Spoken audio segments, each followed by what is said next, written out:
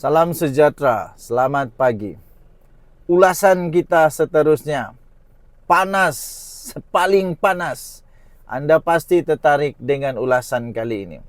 Mari kita lihat kalau kita mampu untuk cuba-cuba ulas Muhyiddin dan Hadi Awang. Adakah mereka ini sebenarnya pejuang bangsa atau hanya penunggang sentimen? Adakah benar mereka ini pejuang bangsa atau penunggang sentimen?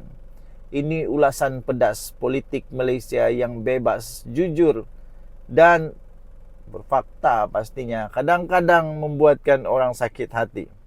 Ya, hari ini kita tak akan berselindung. Kita nak cakap terus terang.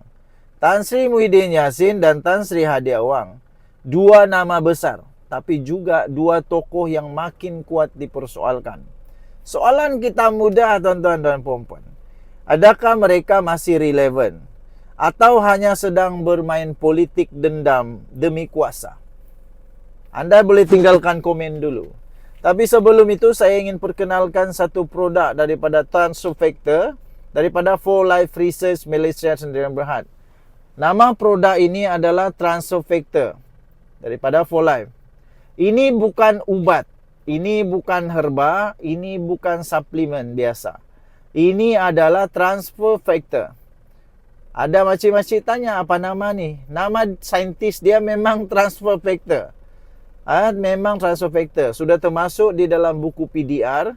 Sudah masuk dalam buku PDR, ada kelulusan daripada KKM dan juga telah terbukti secara klinikal dan saintis telah mengesahkan ini boleh meningkatkan imun badan sehingga 437% lebih kuat daripada mana-mana kekuatan produk, ataupun dengan kata yang lain boleh meningkatkan imun badan sehingga 437%. Semua penyakit disebabkan oleh imun badan yang lemah. Semua penyakit disebabkan oleh imun badan yang rosak, tidak boleh bekerja dengan baik. Kerana itu kita perlukan Transofactor untuk meningkatkan imun badan sehingga 437%, supaya badan yang kuat, imun yang kuat akan melawan penyakit. Segala jenis penyakit dilawan oleh imun badan, termasuklah kencing manis, buah pinggang, 3 serangkai, diabetes, kanser, sakit pinggang, sakit belakang dan segala-gala penyakit berpunca daripada imun badan yang lemah. Bagi anda yang berminat, sila hubungi saya, telefon atau WhatsApp. Jangan SMS. Okey, kita teruskan. Tuan-tuan dan puan-puan, Muhyiddin pernah jadi Perdana Menteri, kita akui. Waktu COVID, dia dikenang sebagai Abah of the Nation. Tapi selepas tumbang, apa yang tinggal?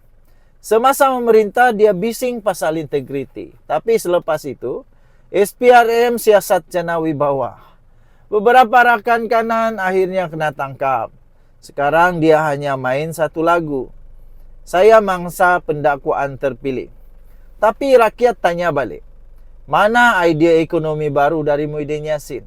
Mana blueprint untuk bangunkan negara? Semua tak ada. Yang ada cuma kritik kerajaan siang malam. Tapi tidak ada satu pun tawaran yang jelas. Hadi Awang pula, dari ulama ke politikus yang strategik. Dulu, orang hormat Hadi Awang sebagai tok guru. Tapi kini orang nampak dia lebih sebagai politikus, bukan lagi pendakwa yang sama dengan Hadi Awang yang dikenal dulu tu. Isu 3R makin naik bila pas main retorik kaum dan agama. Bila gagal di peringkat dasar, mereka pula akhirnya bermain sentimen. Islam kononnya terancam, bangsa Melayu kononnya terpinggir, DAP kononnya bahaya. Tapi bro, sebenarnya ini skrip yang lama. Betulkah Islam terancam? Betulkah Melayu terancam? Betulkah DAP sebenarnya yang paling bahaya?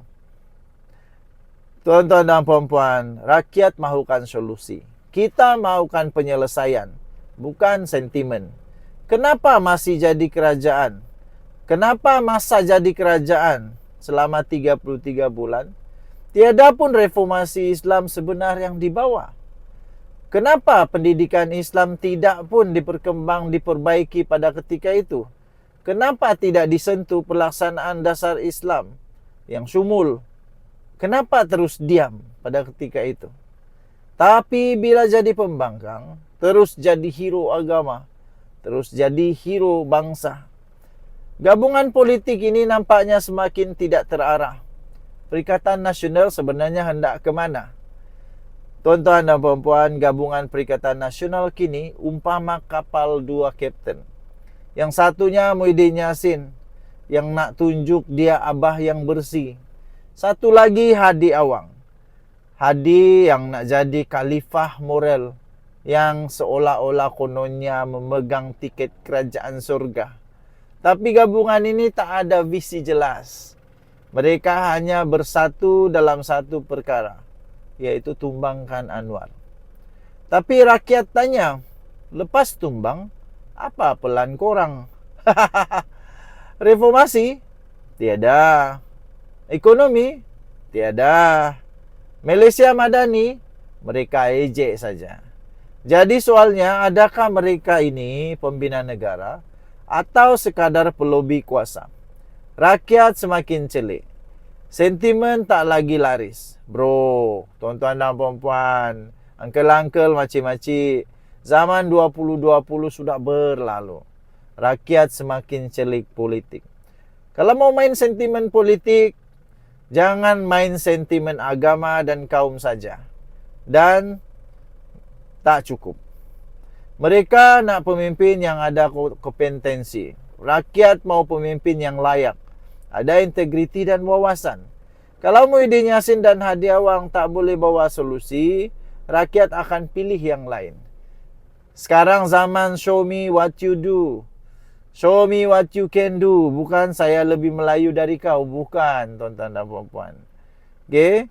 Jadi, tuan-tuan, ulasan pedas hari ini jelas Muhyiddin dan Hadi Awang boleh terus berpolitik.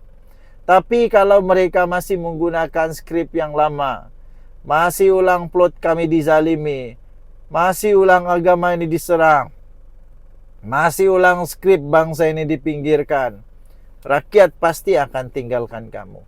Malaysia perlukan solusi, bukan drama. Mak pula. Nak jadi pembangkang yang kuat, tunjukkan jalan keluar. Bukan sekadar jerit pekik-pekik. Like, share, komen. Apa pandangan anda tentang masa depan Perikatan Nasional? Jumpa lagi. Kita bukan pengampu, kita pengulas bebas. Bye-bye.